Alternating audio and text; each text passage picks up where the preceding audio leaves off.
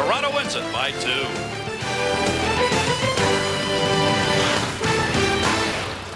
It is the first night of the Stanley Cup playoffs. But one of the things that I've found over the years is when you sit here and watch the game, one game tends to be a trend. That's what you feel the way the series is going to go. No, 5-3, a very, very tidy win for Toronto, especially surviving some problems early in the game. Philly was a better team. I thought they had many more chances. But again, that's why Toronto got Belfour this summer. They wanted a goaltender to make key saves at key times, and he got the job done. Timely goals. Mogilny's been the best offensive player all year long, even though Matt Sundin had more goals. Mogilny was the dangerous guy offensively. He was great tonight. They battled, they scratched, they clawed. They found a way to stop Philadelphia to have chances. Philadelphia made some uncharacteristic mistakes, 2 2-on-1s. Sundin was left wide open in front of that, and a terrible penalty by Brashear late to give that power play chance up. Philadelphia scored just 2 goals in their opening round loss to Ottawa last year, so they get 3 goals in one game. That's the good news. But the bad news is Roman Cechmanek did not look sharp. A couple of pucks looks like he should have had. Roman is a type of goalie that if he stops the puck, he still doesn't even look sharp. He's very unorthodox, a lot like the guy he backed up for many years, Dominic Hasek. Roman wanders, he leans on the 1-goal Mogilny. You saw him leaning to the right. The puck went to the left. It went in. 1 went under him. Certainly he's going to have to play better because Toronto will play better offensively next game. They will come out and get a lot more chances, especially on the power play. And Mogilny continues to be the big game player. He's awesome, man. Does it again. All right, another opening round matchup, this one between the Dallas Stars and the Edmonton Oilers. And over the years, we have had some of the best Stanley Cup series involving these two teams. And tonight, Dallas would get on the board first, but it would be the Oilers that would come back to take the lead. Sador gets it on the point, shot in front. Who gets it? Mike McDonald. He scored many goals, big goals for Dallas come playoff time, and he gets the first one of the game. Watch it again on the replay. It just comes out so quickly. You got to have quick hands to pick that up, and he does. And then later on, Ryan Smith will get the goal. Barry just kind of golfs at it. Short-handed goal. Cross keeps the puck in with a good play, and I think Turco would like to have that one back. He took his stick off the ice, went right underneath his stick between his legs. Ryan Smith is one guy that's got to score for Edmonton if they have any chance, John. Then the Oilers at it again. Isbister with a pass to Sean Horkoff. He gets the goal, and the Oilers have a 2-1 lead. Great pass. Again, when he passes the puck across, the goalie's got to go across the net also. Perfect shot off the post and in. And you made the point before we started the night just how important, obviously, the goaltenders are in these series. And as good as Marty Turco has been in the regular season, he's not started a playoff game, and this is a huge difference. Marty Turco's saying all the right things. He's won championships in college hockey when he was a collegiate star. But the bottom line is, until you played in the NHL, in playoffs, nothing else is like it. The regular season's fine, but the playoffs are what separates men from the boys. We've seen a lot of guys have great regular seasons and fall apart under the pressure of the playoffs. Now, Marty Turco certainly isn't falling apart. But the guy across from Tommy Sal is playing very, very well, and that can get into a goaltender's head. When you're a young goaltender, never playing in the NHL playoffs before, and being a huge, huge favorite like Marty Turco is, that's tremendous pressure. And if that game holds up, it would mean the number 8 seeds in both the East and the West would take 1-0 lead. I still can't believe it'll hold up. There's about 10 minutes left. Dallas got so much firepower. Don't forget, Dallas has got Guerin and Turgeon will be back for Game 3 probably, so they got a lot of offensive firepower on the bench. But again, we've seen this before with these two teams. Edmonton seems to play better against Dallas than anybody else come playoff time. But the reason I make that point is because in the Stanley Cup playoffs, forget about the seeding, forget about the home ice, forget about all of that stuff. Throw it all out right now, and the Oilers have a 2-1 lead over the Stars. And right now we want to head back out to Philadelphia, where the Flyers have fallen down 1-0 to the Toronto Maple Leafs. The Leafs get a hat trick from Alexander Mogilny. Let's join Gary Thorne. John, thanks very much. And Alexander Mogilny is with us. Alex, first of all, congratulations. Heck of a game. What I'd like to hear from you is about digging down this team. I mean, you came in with injuries. You suffered more injuries tonight. What is it about the constitution of this team? Well, I don't know. I mean, they had played us all night long, and they keep coming and keep coming. 80 was huge for us. And the power play goal at the end was a backbreaker. So. Well, you were able to get 3, 2 of them with the goalie in there. We're going to roll those in so you can take a look at them if you haven't seen them yet. But were you surprised, Alex, early in this game that the Flyers gave you great opportunities? They're supposed to be a great defensive team, and you guys seem to have 2-on-1s and 3-on-2s every time we turned around. Well, not really. I mean, we had a couple 2-on-1s out there and short-handed ones. I mean, Puck just had a bad bounce there on them, and we made them pay for that short-handed. And a couple other times we had 2-on-1s, but other than that, we didn't have much. And there's a good defensive club out there, so we're lucky to get one here. You look like you really wanted that empty netter when you missed the first chance on your backhand. Well, you know how difficult when goalie in there, so you got to take it when goalie's not out there. How important is Eddie Belfour to this Toronto team, Alex? Well, he's been huge for us all season. You know, he's our MVP, and everybody knows that. So outplay badly tonight. Shots like 2-1, and I mean, what can you say? There's an old man out there in the net. He's better than ever. Don't tell him you were asking for him. Now, does this team care who scores the goals? Not at all. Not at all. I mean, it doesn't matter who scores the goals. I mean, like tonight, everybody pulling for everybody, and Robbie Reichel missed the empty net at the end. Everybody was trying to, help him. But, I mean, it doesn't matter at this point who wins. As long as we get 2 points in the end, that's all that matters. Well, you did. Alexander McGillney, congratulations. First playoff hat trick for you and a victory over Philadelphia. Thanks, guys. Back to the studio. All right, Gary and Bill, thanks a lot. And obviously, you said before, Mogilny's one of the best big-game players there are. If you were the Philadelphia Flyers and their staff, are you concerned about Czechmanek as far as his ego and his psyche going into game 2? Yeah, I'm concerned about it because he's taken all the heat last year when they missed the playoffs. They scored 2 goals for the guy, but Czechmanek was the guy that took all the heat. And Bobby Clark said, this guy's our goalie. We feel he's good enough to win the Stanley Cup. They didn't go out and get a guy like Belfour. They could have had Belfour this summer. They didn't even try and get him. So they've overlooked a couple goaltenders. They could have had Cujo the year before, never got him either. So they feel this is the guy. I don't think he was as good as Belfour tonight, and I've said right from the start, this is a goaltender series. Belfour, if he outplays Czechmanek, Toronto has a chance of winning the series. If Czechmanek is as good, you saw tonight, Philly's a much deeper, much better team. But they got to find a way to stop Mogilny's line, too. I think they got to put a man or a line on Mogilny's line and really concentrate, not letting that line beat them. Because hockey is the sport that consistently the best team does not always win, and one player can change everything, the goaltender. All right, the Bruins and the Devils. The Boston Bruins really struggled heading into the playoffs and holding on to the number 7 spot, facing New Jersey, a good defensive team, and Martin Brodeur almost has that one sneak past him, turns around, Barry just gets it before crossing the line. Well, that's about as bad a save as Martin Brodeur is going to make, folks. Right here, Friesen brought over from the Ducks, good move, good speed. That's what he's capable of. Langenbrunner goes to the front of the net. That's what he's capable of. He's a gritty performer down low. And then you see going behind the net, thrown out into the middle of nowhere, right to Langenbrunner, and you're wondering what they were thinking there. They weren't thinking, John. You never throw the puck out in the middle of the rink. If you don't know where it's going, you keep it around the boards. Langenbrunner's never going to get a better gift. That was from Grosek. He's a defensive forward. He can't make mistakes like that. Brian Berard, though, a quick snapshot there. And, boy, that thing must have been moving. You see the water bottle come off the top of the net. And the Bruins get their first goal, but 2-1 is the final on this one.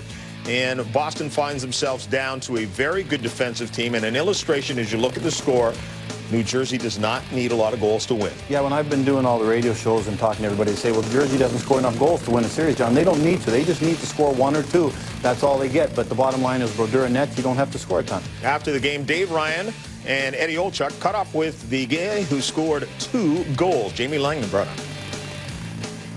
All right, John, thanks so much. For Jersey this year, leading scorer during the regular season against Boston was Jamie Langenbrunner, and the same tonight with 2 tallies, the first 2 of this series against Boston. Jamie joining us now. How important was it for your team to get out to a good start in this series on home ice, Jamie? Well, I think there's no doubt in anyone's mind that we're a better team when we got the lead. You know, we're a defensive-oriented team, so when we get the lead, we're usually a lot more successful, so getting the first goal was big for us.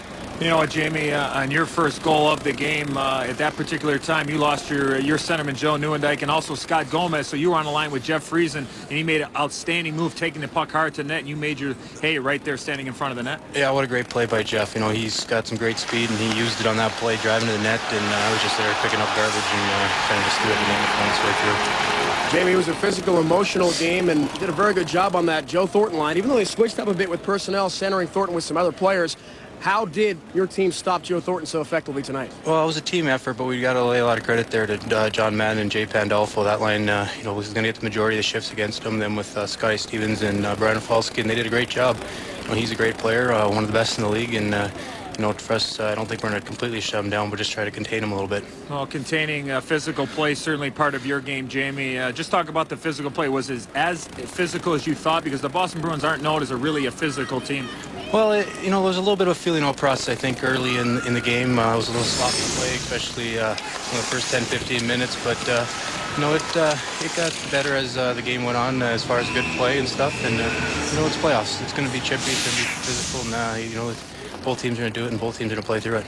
It's kind of a rivalry. You build up to the first couple games of the playoffs. You know about that, Eddie? You know about from playing it. You expect this to be emotional and physical all the way out this series with Boston? Well, I think definitely. You know, yeah, like I said, game one a little more of a feeling out. Next game on Friday is going to be a lot more physical and with a lot more emotion, I'm sure. You know, and it's going to pick up every game as we get closer and closer. And it's a battle, and we know that. We've been through it before, and I think that's something we can always look back on.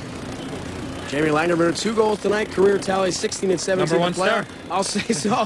Well, former Dallas star, good game tonight for him as the New Jersey Devils have the 2-1 victory and have a 1-0 lead in the best-of-7 Eastern Conference quarterfinal. Let's go back to you. All right, guys, thanks a lot. You heard Jamie Langenbrunner say it himself. It's important for the Devils to get the first goal, which means you got to turn it around the other way if you're Boston. Well, defensive teams love getting a lead because then they can really hunker down and get into that trap mentality, make sure they don't give up any outnumbered chances. And that's exactly what happened with Devils tonight. They had 3 guys back for sure, usually 5 guys. They took away the middle of the rink, which Boston loves to use. They took away the slot, which Boston loves to use from behind the net by Thornton out in the slot to Murray. So when you got the lead, you can really dictate how the game goes. And defensive club wants it slow, they want it methodical, and they want it on the outside. Boston scores the first goal, all of a sudden, New Jersey has to change their mindset and try and score. Then you can maybe get the second goal. Plus, with Marty Brodeur back there, it's not likely you're going to get a lucky goal or a bad one or a soft one. So right now, 2-1, or rather 2-1 is the final. 1-0 is the lead in the series for New Jersey. When we come back, we will look at the Islanders and the Senators. And yes, the Senators, winners of the President's Trophy, and yes, they are down 1-0. And of course, still ahead at the top of the hour, we have NBA action. Ray Allen and Seattle up against Minnesota. It's coming up here on ESPN. Hey, Prima Car! Get off the ice! It's more like Prima Donna Car! Hey, does anybody know the Russian word for loser? It's Prima Car! Ladies and gentlemen, visiting from Western Russia, the parents of right winger Alex Primakov. Want to get away? Now you can. Fly Southwest Airlines with fun fares as low as $49 each way. You are now free to move about the country.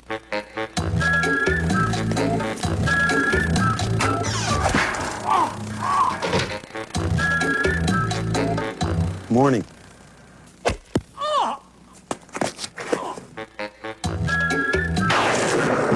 Those are all good, but after cheating on me, he deserves something way more painful. Tell it over a great-tasting, less filling Miller Lite. It's Miller time.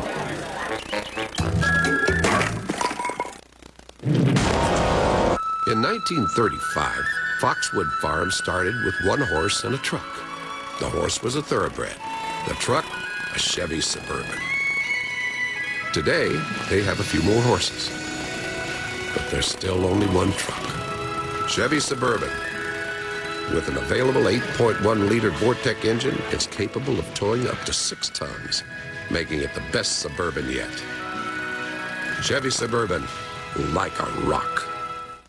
This is out of control. How am I supposed to manage all of this? No, that's not what I mean. Look, I just want this to work with that. That's not a solution. What am I paying you for?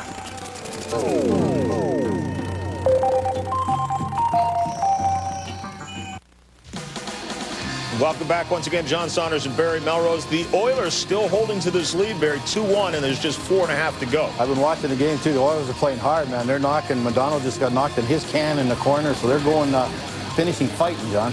All right, that's the #1 seed in the West, the Dallas Stars, and if they look across to the East, they can't be too happy by what they saw. And the knock on Ottawa over the years has been they're great during the regular season, get to the playoffs, and they are not playoff tough. They thought they had turned the corner this year, having the best record in the National Hockey League, facing the Islanders and their former teammate Alexei Yashin today.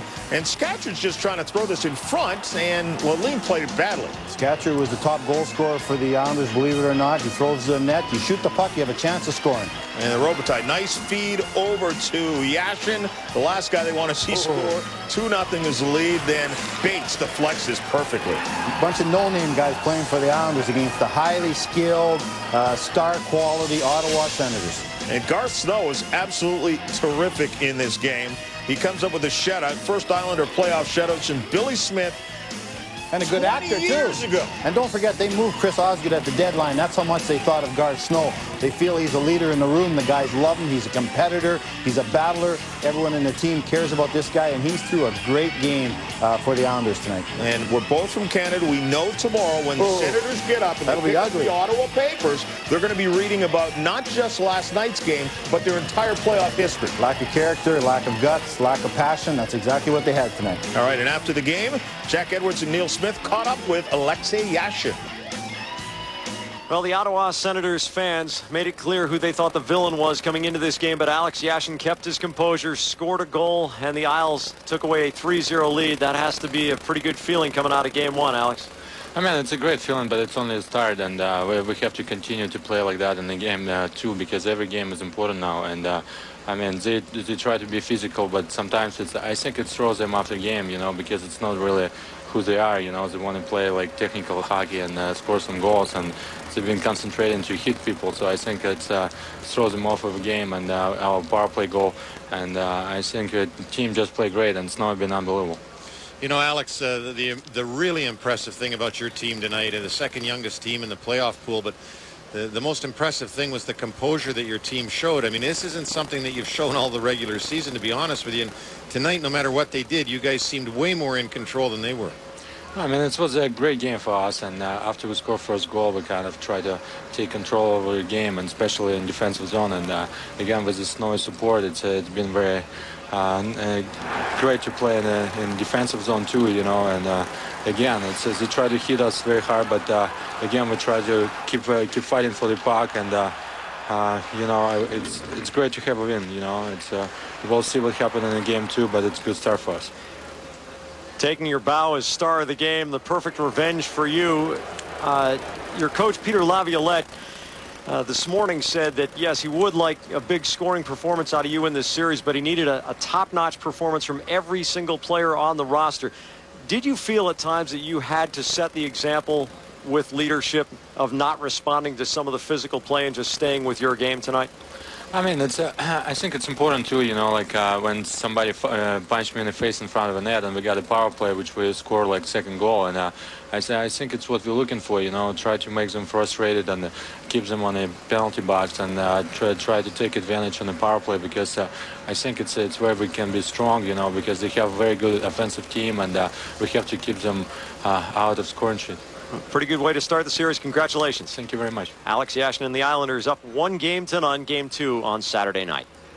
All right, guys, thanks a lot. And as we look ahead to the Game 2, we first should point out a couple of things. One, not only does Ottawa lose with the best record, but they lose to a team that was just terrible down the stretch. How does the Islanders face in the second game, being prepared for that as well? John, I've seen more underdogs lose series because in Game 2, they go in and play great in Game 1, and then everybody in the dressing room says, we got the one win on the road we needed. Whereas they should be so hungry in order to get a death grip on the Ottawa Senators, boy, in Game 2. They cannot come out flat, because you know Ottawa is going to play their best game of the series in Game 2 to test the waters. If they can come out and play with the same fire in Game 1 as they did in Game 2, they have a chance of winning Game 2. If they slack off a bit, Ottawa will beat them, be off to the races. Yeah, for Ottawa, if they don't show the fire, they may not be coming back to Ottawa for another game. The Maple Leafs against the Flyers. This was a series we both love coming in. As a matter of fact, you like whoever wins this game to come out of the East, whoever wins this series. And right now, Toronto got off to a quick start. Sundin to Mogilny, great setup. That was shorthanded. Shorthanded, again, one of the Achilles heels of Toronto is they take a ton of penalties.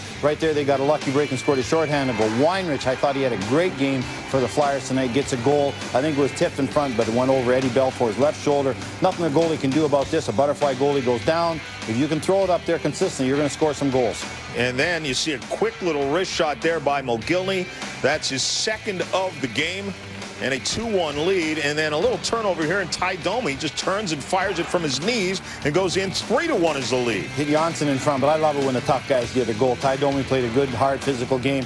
tough guy getting a goal. Brashear, same thing from the slot. Nobody was near him. A good quick shot on Eddie Belfour through traffic. Flyers had a ton of people in front of Eddie Belfour all night long. Desjardins' first shot is blocked, comes in, tees up the next one. Big screen as Primo is in front, ties the game at 3-3, and it looks like the momentum was turning over to Philadelphia. But then, watch here, late in the third, Caberlet sends it towards the net. Renberg redirects it.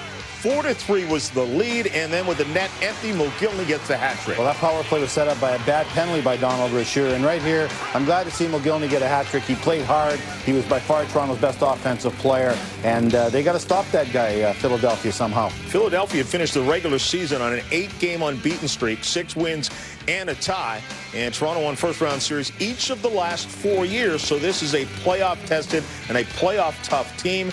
And, of course, with the addition of Eddie Belfour in goal, they lose Cujo, a great goaltender, obviously, but Eddie Belfour has done something that Cujo has not done. That's win a Stanley Cup. And he's been there 3 times, and he's played well every time he's been there. And don't forget, Owen Nolan is going to be a force in this series. He wasn't great tonight, but this is his type of hockey. The Flyers are going to become more physical because Sundin and Mogilny got to be stopped. So it's up to a guy like Owen Nolan and maybe a Robert Reichel to put the puck in the net a little bit more. So Ottawa, the Leafs, and New Jersey have all won in the East, and the 4th series in the East comes your way tomorrow. And this is an interesting one because the Caps and the Lightning battle for who's going to finish on top of that division. The Lightning get it. As a result, they're the 3 seed. Washington's the 6 seed, and both have great goaltenders. Well, and I think that's a wash. Usually Tampa Bay, wherever they play, Javi Bulin has been so great this year that you get an edge in goaltending. But that's not the case in this series. I think Kolzig has been every bit as good as Javi Bulin this year, and certainly the star of the Washington Capitals. And what Washington has, that Tampa Bay doesn't have, just too many quality star offensive players. Yager had a great year, 37 goals. Robert Lang got better as the year went on and felt more comfortable in Washington. He'll be a force, especially on the power play. They got maybe the best scoring defenseman in the NHL, and Sergei Gonchar, always close to 20 goals. He'll be jumping in from the point. You got Dana Zubas. You got a guy called Peter Bonder that's a pretty good goal scorer. You got Perry Barazan, who can put the puck in the net. So Washington Capitals, I think, just have too much offensive firepower for Tampa Bay. But as we've said before, Javi Bulin, as good as he has played this year, there's no. I mean, you saw it happen. Ole the goalie, Kolzig did it a few years back in '97, taking them out in the East against Detroit in the West. Well, that is going to be a goaltending series. If Kolzig falls in his face, Tampa Bay will win it. If Javi Bulin doesn't play well, Washington will win it. And again, we've talked about it. Playoffs is all about goaltending. The one player is by far the most important position of any sport. A goaltender alone can win a playoff series. We've seen it so many times. You can't send Roger Clemens out to pitch every single game, night. no. Can you do that? All right, we want to let you know that heading up towards the top of the hour, Seattle against Minnesota coming up in the NBA. And Kevin Garnett, a lot of people think this guy is the MVP in the league. We'll find out. He faces the Sonics coming up. In 1935, Foxwood Farm started with 1 horse and a truck. The horse was a thoroughbred. The truck, a Chevy Suburban. Today, they have a few more horses. But there's still only 1 truck. Chevy Suburban. With an available 8.1-liter Vortec engine, is capable of towing up to 6 tons, making it the best Suburban yet.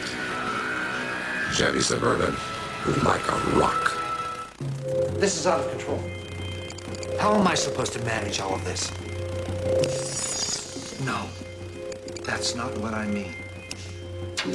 Look, I just want this to work with that. That's not a solution. What am I paying you for?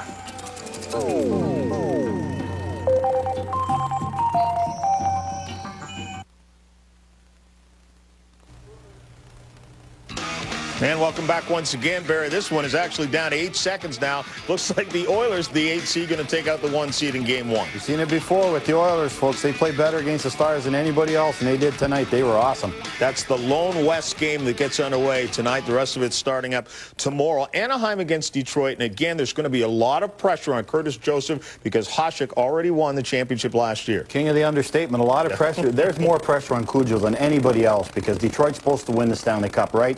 If they don't win the Stanley Cup, who are they going to blame? Curtis Joseph is going to be the blame. So this guy has the weight of the world on his shoulders. So if he doesn't win, I feel sorry for the guy. And again, like they said last year, a team that was built to win the Stanley Cup. Minnesota, the Wild, great news. They're into the playoffs for the first time as an expansion team. And suddenly, Colorado, who crashed everyone's party, past Vancouver. They have to face them in the first round. Well, we talked about it before, and we have a saying in hockey that when you get on the bus, and if your bus has got more talent on it than the other team's bus, you're going to win 99% of the time. Colorado's got the best bus, folks. That is an awesome bus. It's got a great engine. You got Patrick Waughnett, you got Blake, you got Foote, you got Morris, Forsberg, Hayduke, Tanguay, etc. It's a guy called Joe Sakic we're not even talking about anymore. The Wild are a great team and a great story, but they can't compete with Colorado. Peter Forsberg this year, I think, the best player in hockey. St. Louis against Vancouver. Vancouver with a little bit of a fold at the end for Colorado to pass them. Goaltending issues, both teams. Kuchi's not healthy. We've got the story about Osgood. They went out and got this guy to take a run at winning the Stanley Cup. He hasn't been great going into the playoffs, but I think the experience of Osgood will come through at the end. I think St. Louis will beat Vancouver. All right, the Oilers and the Stars. I want to give you one more look at that score. There's now just 3 seconds left in the game. They just dropped the puck. Comes back, and yes, it's over now. The Oilers have won, beating the Dallas Stars 2-1. It is now a final, and again, 8 seeds.